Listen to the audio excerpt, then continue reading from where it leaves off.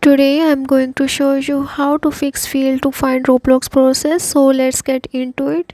To solve this issue, what you have to do is you have to open the folder where the kernel was installed and then you have to run it as administrator.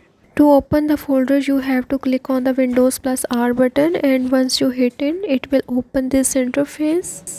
Now at this interface you have to type these commands, and once you type in these commands then you have to click on the OK button at the bottom.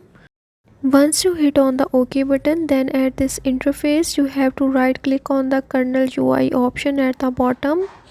Now you have to click on the run as administrator option at the top. Then here you have to again click on the yes button. Once all done, now you have to go to your Microsoft Store and here you have to uninstall the Roblox app. After that you have to go to your Chrome browser, and from Chrome browser you have to search Roblox app, and now you have to install it from the official website. Now once you download the app, hope your problem will be resolved. So that's how you can fix kernel fail to find Roblox process.